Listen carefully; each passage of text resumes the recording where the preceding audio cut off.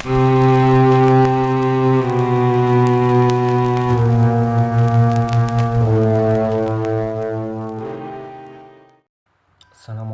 warahmatullahi wabarakatuh. Di video kali ini saya akan menceritakan pengalaman saya waktu pendakian di Gunung Guntur.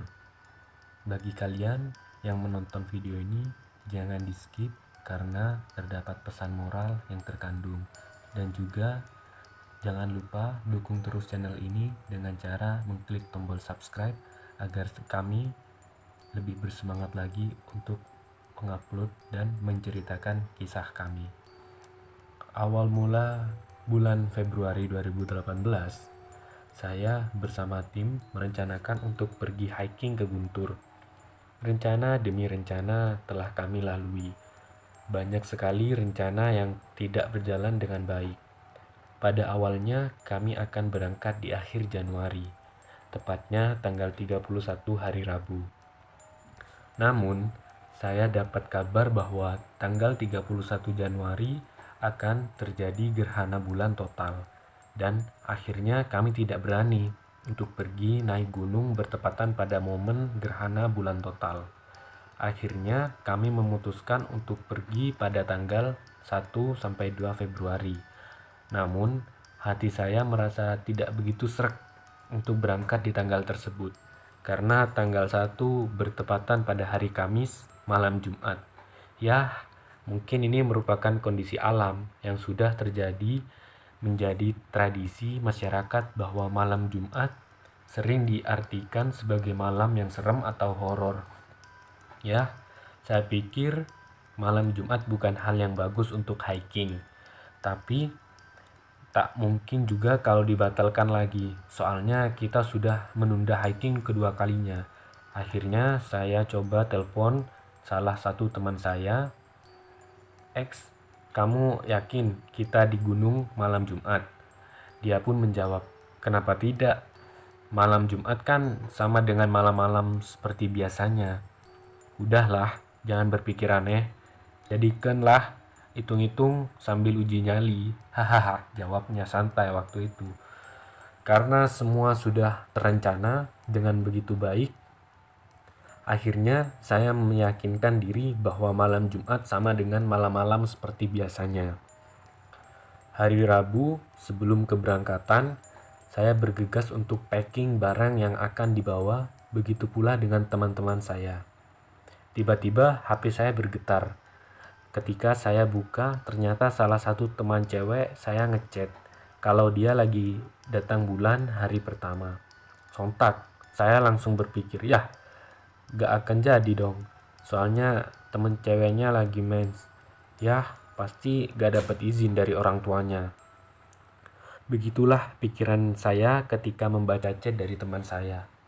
Ya udahlah, gak jadi juga mungkin ini yang terjadi. Akhirnya saya tidak melanjutkan pagi yang begitu cerah, ditambah suasana rumah yang aman sentosa, mama yang menyiapkan masakan untuk saya ke gunung, bapak yang sedang memberi pepelin, dan hati yang sedang bimbang antara jadi berangkat atau enggak. Tiba-tiba HP bergetar dan banyak pesan masuk di grup Gunung Guntur.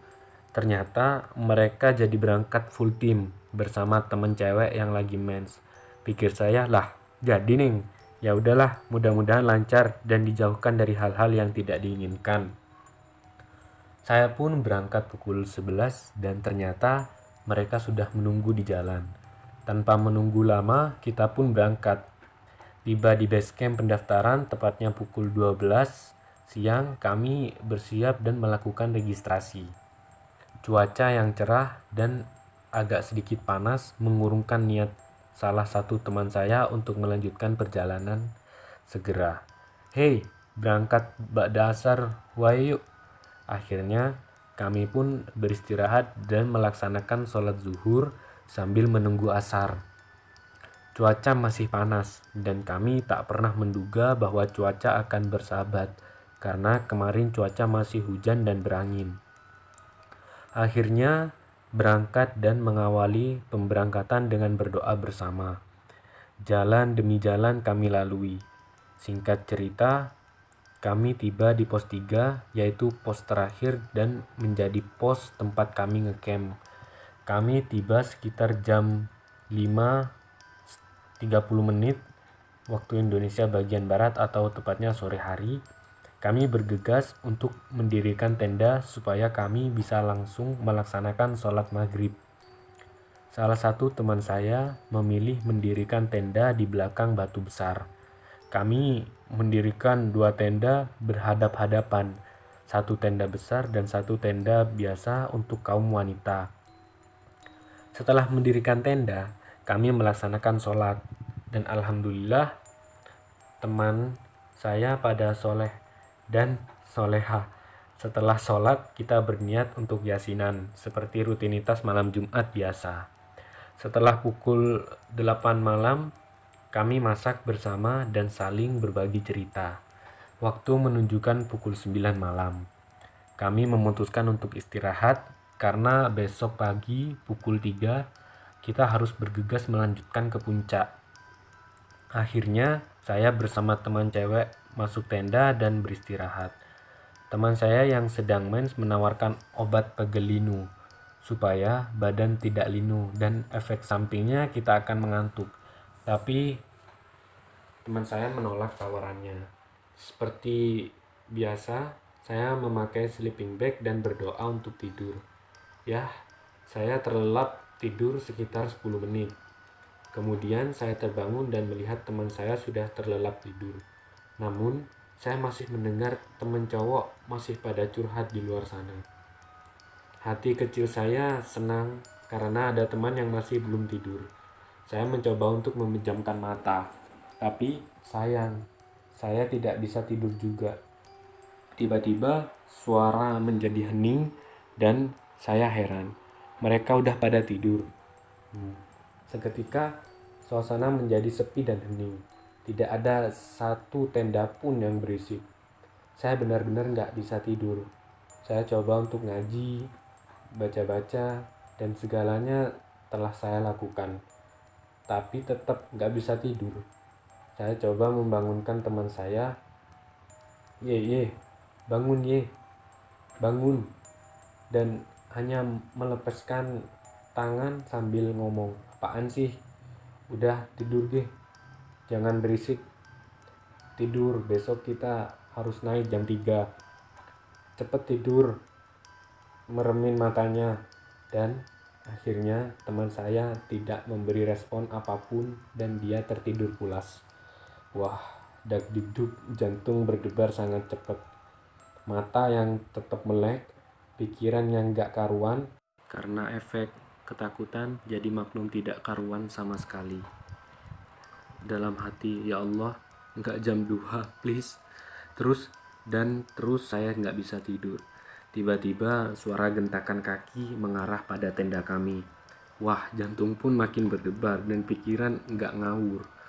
Saya bersuara agak sedikit keras, soalnya saya takut suara kaki tersebut adalah orang jahat. Tiba-tiba suara kaki itu hilang kembali dan suasana semakin sepi dan makin merinding. Tiba-tiba suara kaki pun muncul lagi dan saya mencoba bersuara hus hus hus. Soalnya saya takut untuk bengong. Itu bagong atau babi? Bangong maksudnya. Ya, walaupun nggak masuk akal, yang penting biar pikiran tetap positif. Saya melanjutkan untuk ngaji kembali dan anehnya saya selalu balik lagi di surat Abasa. Ya Allah, lupa. Setelah beberapa kali saya mengulang surat dan bulu kuduk makin dingin, saya berniat untuk membawa HP saya di teman cowok karena HP saya sedang di charger. Saya memanggil satu persatu teman-teman dengan posisi saya tetap di dalam tenda tanpa keluar. Sialnya teman-teman saya nggak ada yang nyaut satupun. Di sana saya agak sedikit marah sambil kukulutus. Ih, ini kerebluk woi. Kemudian salah satu teman saya nyaut, ada apa? Saya tersenyum, alhamdulillah ada yang nyaut. HP Dina lah, sorry. Dia membuka tendanya dan ngomong, ini HP-nya. kalau mau pinjem. Kemudian dia menutup kembali tendanya. Ampun dah, kirain mau nemenin gitu atau nggak ngomong apa-apa gitu. Akhirnya saya bawa HP-nya dan tidak membuka seluruh pintu tenda. Saya hanya buka sebagian pintu tenda. Finally, saya ada temen, walaupun itu HP, setidaknya bisa buka sosmed lah. Ketika saya buka HP, saya dan melihat jam ternyata baru jam 11. Pikiran saya makin kacau. Ampun, belum jam 12.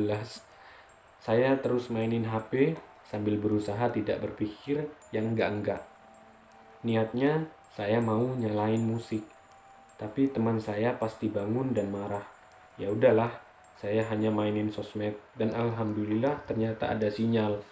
Tiba-tiba ketika saya buka IG, saya mendengar suara gamelan yang saya sering dengar waktu mama saya suka ngeplay musik boxnya. Dalam hati, Allah, suara naon eta? Saya terus liatin IG dan takutnya emang suara itu ada di IG. Saya mencoba untuk keluarin dari IG, namun suara gamelan terus menyala. Dalam hati, loh, berarti bukan di IG. Dan saya benar-benar mendengar suara gamelan itu. Gamelan yang menyala diiringi dengan heningnya malam Jumat.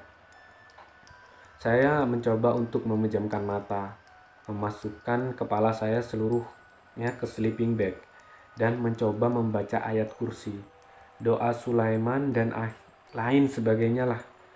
Suara gamelan semakin jelas. Posisi badan saya menghadap ke batu yang ada di samping tenda kami. Akhirnya, saya mencoba untuk balik badan dan menutupi telinga saya dengan tangan. Tapi, tetap saja suara itu terdengar.